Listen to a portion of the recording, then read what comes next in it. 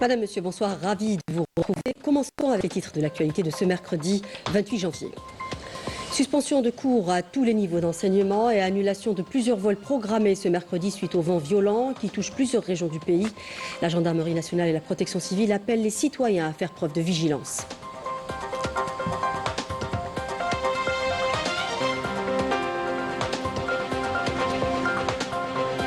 Je leur ai dit, c'est inadmissible. Imaginez qu'une télévision publique algérienne fasse un reportage comme ça sur Emmanuel Macron.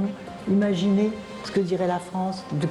Comment est-ce que vous pouvez même concevoir une chose pareille? C'était du sujet, j'ai demandé à voir le film. Dans un entretien accordé à Canal Algérie, Ségolène Royal, présidente de l'association France-Algérie, est revenue sur les raisons de son refus de participer à l'émission complément d'enquête de France Télévisions et la stigmatisation d'élus franco-algériens.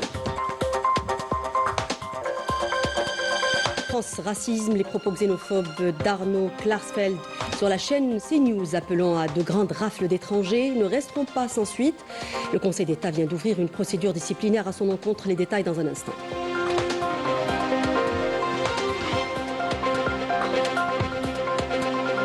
Sport avec ce sondage de l'APS qui a mis en lumière vos athlètes préférés de l'année 2025. Chez les dames, la championne du monde Kailiane Emmour et le vice-champion du monde du 800 mètres, Jamel Sedjati, chez les messieurs.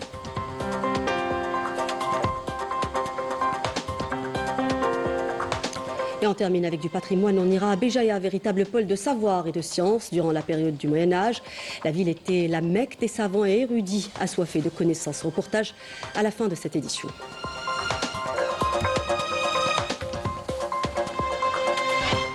Bienvenue à tous. L'actualité ce mercredi a été marquée par ce BMS d'alerte rouge émis par les services météo, faisant état de rafales de vent pouvant aller jusqu'à 120 km/h, et ce dans plusieurs régions du pays. Une alerte qui a nécessité la suspension des cours à tous les niveaux d'enseignement et l'annulation de plusieurs vols.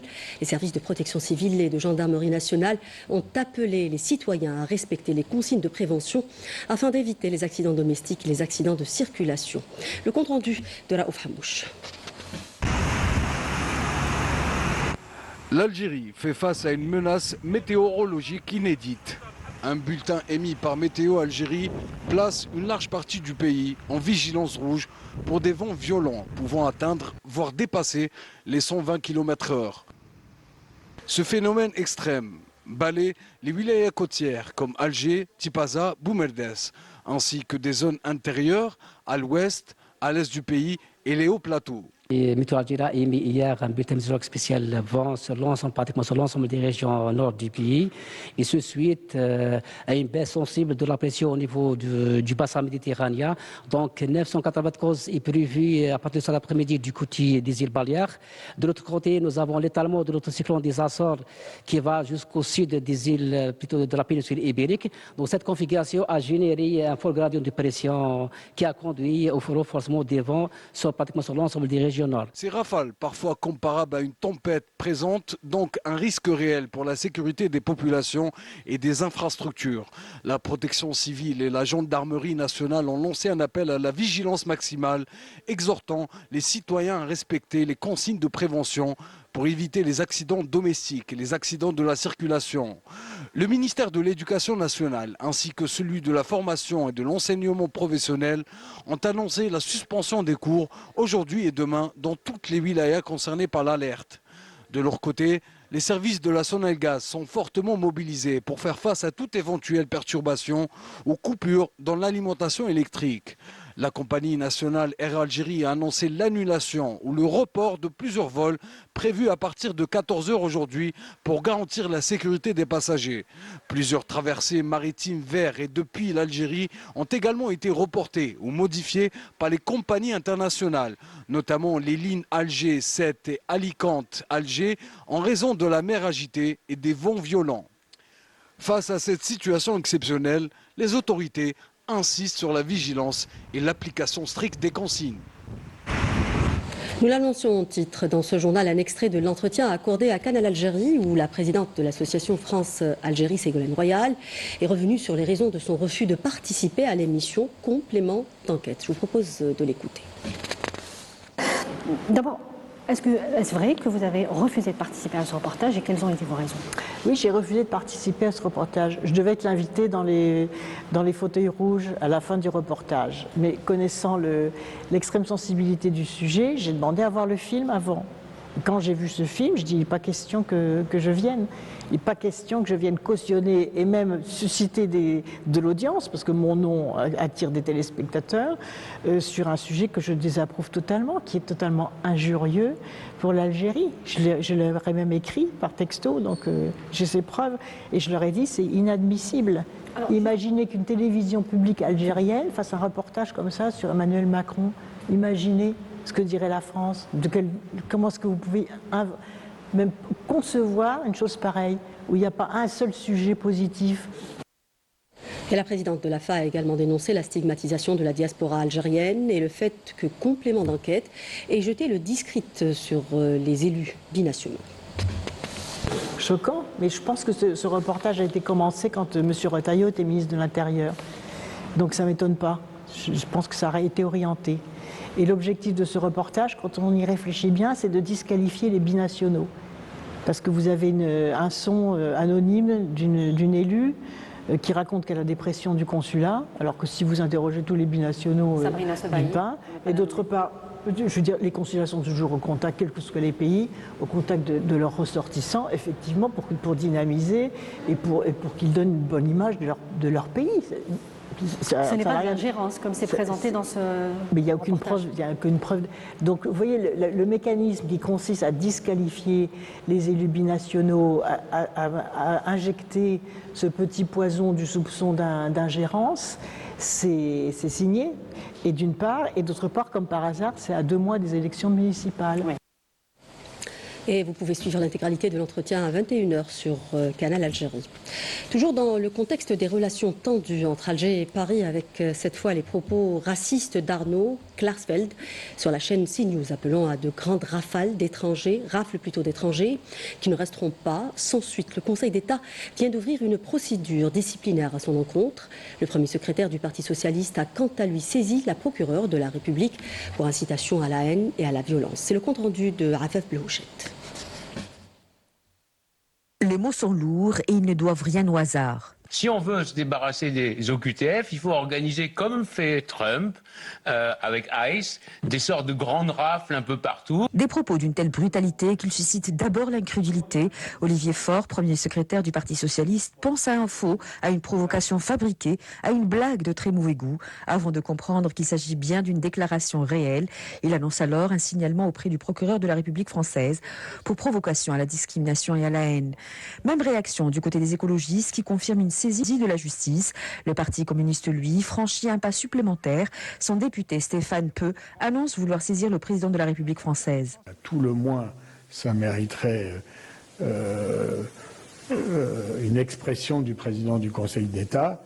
Et puisqu'il a été nommé au tour extérieur par le président de la République, peut-être que cette nomination soit remise en question par le seul qui peut la remettre en question, c'est le président de la République lui-même. Car cette affaire ne concerne pas un polémiste, non. Arnaud Klarsfeld est conseiller d'État, membre de la plus haute juridiction administrative du pays. Face à la gravité des propos, le Conseil d'État ouvre une procédure disciplinaire, une décision rare qui souligne le caractère exceptionnel de la situation.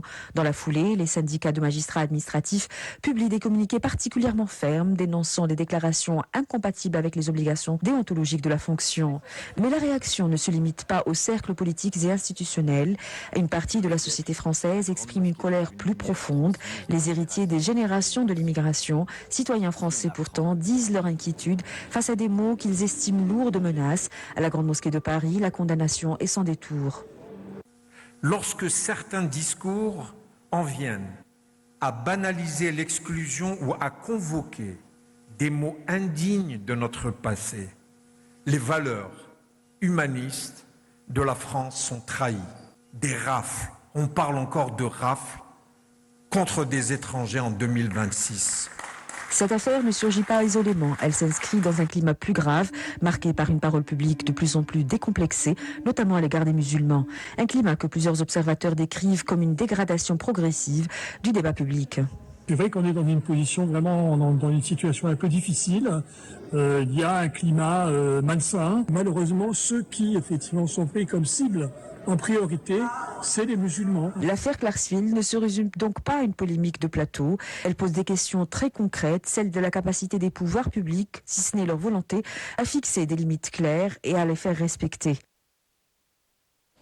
Autour chez nous, les précipitations enregistrées ces dernières semaines ont été bénéfiques en apport hydrique. Les pluies ont redonné un souffle aux barrages dont les remplissages ont atteint des niveaux exceptionnels. L'exemple du barrage Kissir à Laouana, rempli à 100%. Dans ce reportage signé Badia Amani. Regardez. Les fortes précipitations qui se sont abattues sur la wilaya de Djidjel durant cette saison hivernale ont permis des taux de remplissage exceptionnels de ces ouvrages hydrauliques, à l'exemple du barrage Kissir à Al-Awana, rempli à 100%. Nous avons enregistré un taux de remplissage de 100%, soit un total de 59 millions de mètres cubes. Le barrage a reçu ces derniers jours 2 610 000 mètres cubes. Le barrage Kessir alimente en eau potable 3 communes de la wilaya, Djidjel, Laouana et Tahir. Le remplissage de ce barrage permet l'amélioration de l'alimentation des populations en eau potable, notamment en été. Le taux de remplissage total des barrages de la wilaya a atteint plus de 80%, soit plus de 10 millions de mètres cubes d'eau de pluie reçue. La wilaya de Djidjel est dotée de 5 barrages qui ont enregistré un taux de remplissage dépassant les 87% en 48 heures.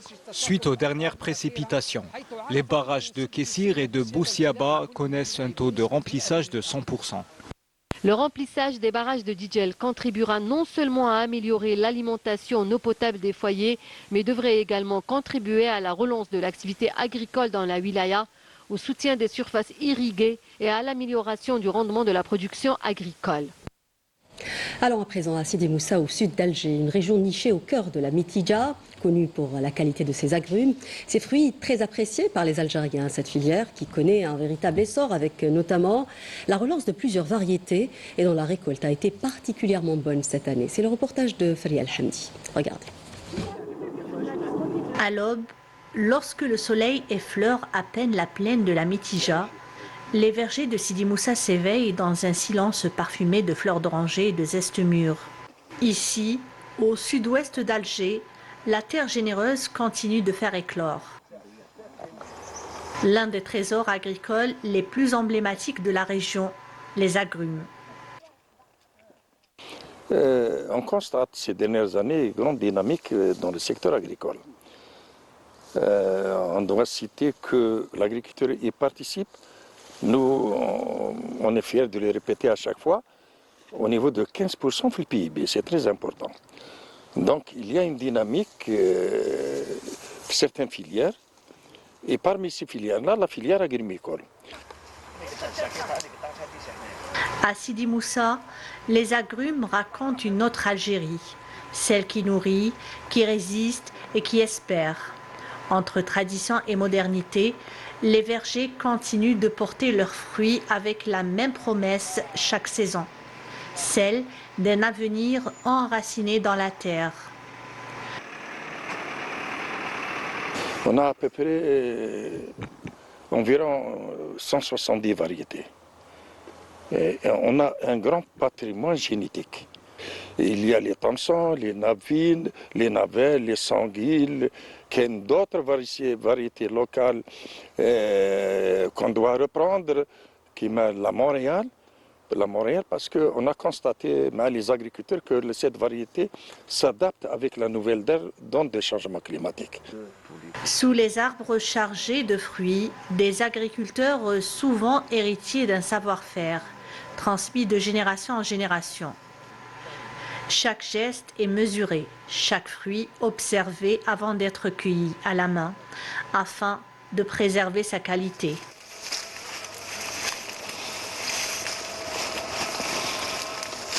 Le travail est exigeant. Il faut irriguer, tailler au bon moment, protéger les arbres contre les insectes ravageurs. Chaque orange récoltée est le fruit d'une année de labeur. Mon métier est plus qu'un gagne-pain. C'est un héritage, une identité, une façon de rester lié à la nature. Ces vastes plaines historiques ont fait la renommée de l'orange et de la clémentine algérienne, au-delà des frontières.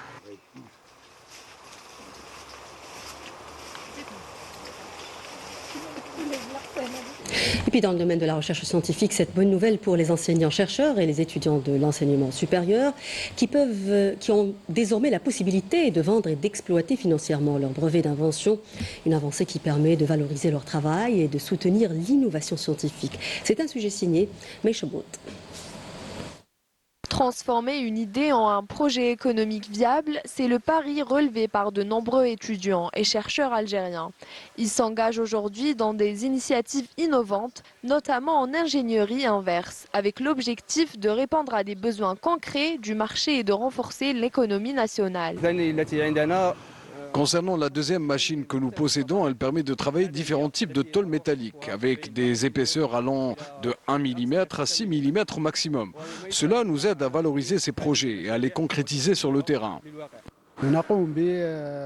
Au niveau de l'établissement, nous assurons la maintenance des équipements et veillons à la continuité du travail en utilisant des méthodes technologiques avancées. Nous ciblons et attirons particulièrement les étudiants et les chercheurs brillants, porteurs d'idées et de projets innovants, afin de transformer leurs prototypes en réalisations concrètes.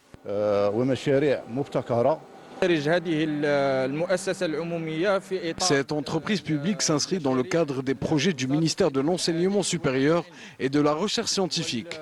Elle propose plusieurs services au profit des entreprises nationales. Au cœur de cette dynamique, ce centre assure l'accompagnement et la structuration des projets innovants.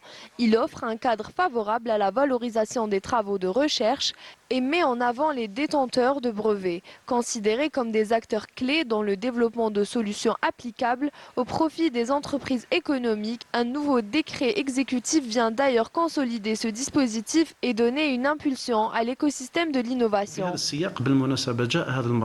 Dans ce contexte, un nouveau décret récemment publié marque une avancée importante. Pour la première fois, il encadre clairement la valorisation des brevets d'invention et intègre les stagiaires au dispositif. Autre changement majeur, la part des revenus issus des projets de recherche passe de 30 à 60% avec pour la première fois une reconnaissance claire de l'étudiant. Une démarche qui traduit l'intérêt de l'État pour la recherche scientifique en offrant de nouveaux leviers de motivation aux étudiants et chercheurs appelés à libérer leur potentiel et à contribuer activement à la construction d'une économie nationale solide.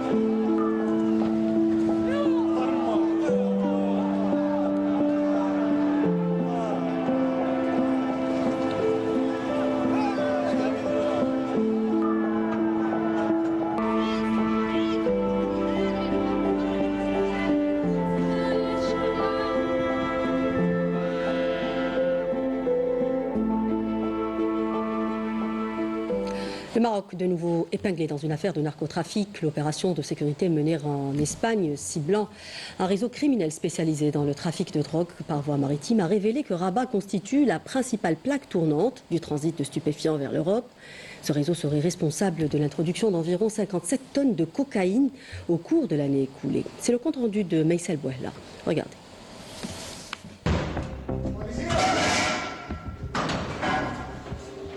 Une opération de sécurité d'envergure a permis le démantèlement d'un réseau criminel international spécialisé dans le trafic de cocaïne. Selon les résultats de l'enquête, cette organisation s'appuyait de manière centrale sur les côtes marocaines, utilisées comme un point de départ et de transit principal vers le continent européen. Des routes maritimes bien connues, une surveillance quasi inexistante et des moyens logistiques sophistiqués. C'est dans ce contexte que le réseau opérait. Des embarcations rapides, équipées de moteurs de forte puissance et lourdement chargées de cocaïne, quittent les côtes marocaines sans être inquiétés.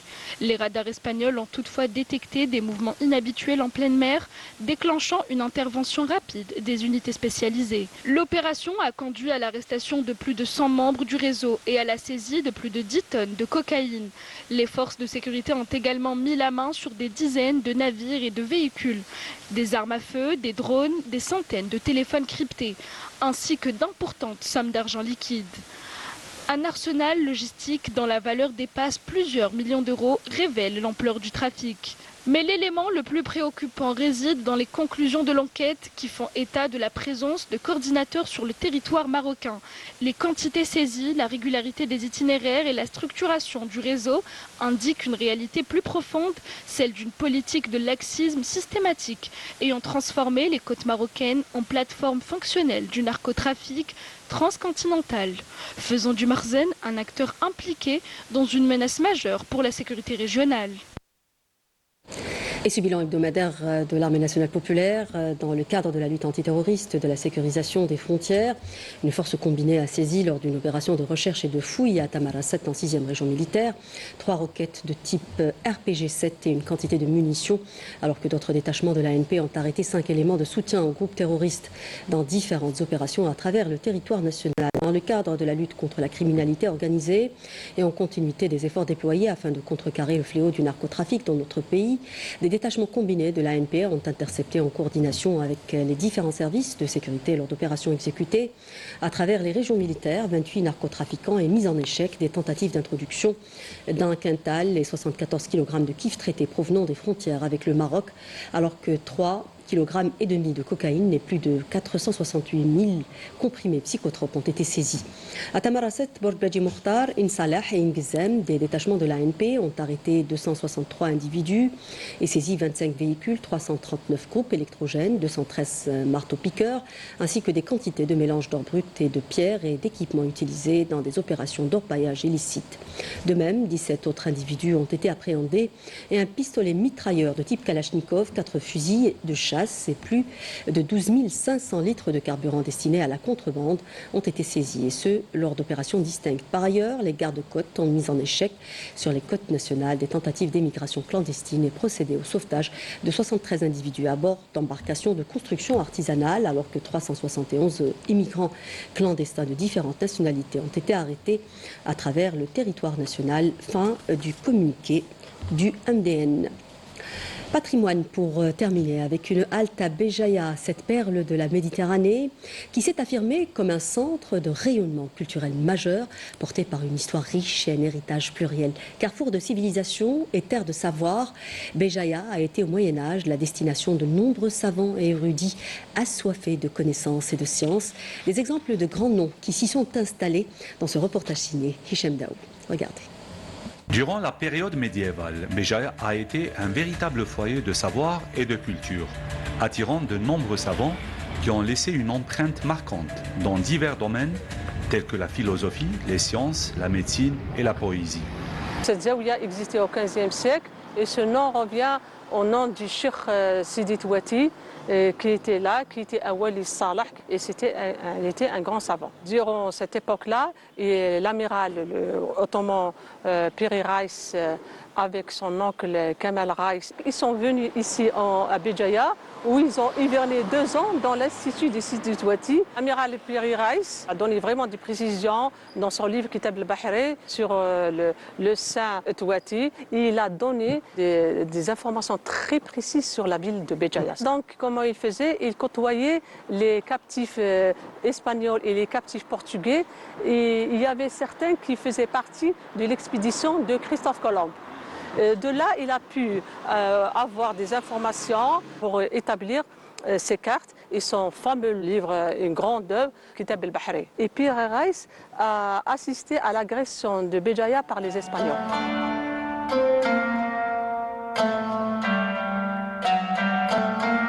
Béjaïa était également connu pour ses universités et ses écoles, où de jeunes érudits étudiaient diverses disciplines. Nous sommes au quartier Sidi Wali, à côté du musée de géologie, et vous êtes ici dans un espace qui s'appelle Espace Ibn Raqam, la placette Ibn Raqam. Pourquoi Ibn Raqam? parce que Ibn Raqam est un éminent astronome andalou de Béjaïa. Il est mort en 1315, mais il était ici à la fin donc du XIIIe siècle et il a réalisé ici à Béjaïa des tables astronomiques qui sont mondialement connues. Ces tables servent à déterminer par exemple l'horaire de la prière, le début du mois de Ramadan, etc. Et vous voyez ici, donc, puisque Ibn Raqam est un éminent donc, astronome, nous avons ici conçu ce cadran solaire horizontal qui permet donc à des scolaires de venir ici et de pouvoir comprendre comment ça fonctionne. Béjaïa a longtemps été un centre intellectuel et culturel notable, surtout durant le Moyen Âge. Les savants et intellectuels qui y ont résidé ont eu un impact significatif sur son histoire. Et nous disions en titre cette consécration des meilleurs athlètes algériens de l'année 2025, connue grâce au sondage APS organisé auprès de la presse nationale. Honoré hier à Alger, vos athlètes préférés sont sans surprise. Chez les dames, la championne du monde, la gymnaste Kailiane Mouvre, qui a obtenu 27 voix sur 28. Chez les messieurs, le vice-champion du monde du 800 mètres, Jamel Sedjati, qui a dominé le vote. C'est un sujet signé Badia Amarni. Regardez. Fidèle à sa tradition, l'agence Presse Service a organisé son sondage pour élire les meilleurs sportifs de l'année 2025. Ainsi donc, Jamel Sedjati, vice-champion du monde du 800 mètres, a fait l'unanimité auprès des organes de presse participants et a été élu meilleur athlète 2025 chez les hommes. Chez les femmes, c'est la championne du monde en gymnastique Kailiane Mouvre qui a raflé le premier prix. C'est un honneur pour moi d'être élu meilleur sportif algérien. Cela va m'encourager pour les prochains rendez-vous. Et à la fin de ce journal, rappelons cet appel à la vigilance et à la prudence de la protection civile qui exhorte les citoyens à respecter les consignes de prévention pour éviter les accidents domestiques et les accidents de la circulation liés au vent violent prévu jusqu'à demain dans plusieurs wilayas du pays avec des rafales importantes et une vitesse oscillant entre 60 et 80 km/h et des pics pouvant atteindre les 120 km/h sur certaines régions. La protection civile recommande à cet effet de ranger et fixer les objets sensibles au vent ou susceptibles d'être endommagés, de prévoir des moyens d'éclairage de secours, de protéger les éléments vitrés en fermant les volets, persiennes, rideaux et de remonter les stores, de s'éloigner des fenêtres, balcons, arbres, poteaux d'électricité et de mettre à l'abri les véhicules, animaux et matériels. Les services de la protection civile invitent en outre les usagers de la route à réduire au maximum la vitesse afin d'avoir une bonne visibilité. Il est également demandé aux citoyens de ne pas s'approcher des bords de mer, lacs ou fleuves et de se renseigner sur la météo et sur l'état des routes avant tout déplacement. Voilà, avec cet appel à la vigilance, nous arrivons au terme de ce journal. Merci de l'avoir suivi au nom de la rédaction qui l'a préparé, au nom de l'équipe technique qui l'a réalisé. J'aurai le grand plaisir de vous retrouver dimanche. Excellent week-end. À très bientôt. Au revoir.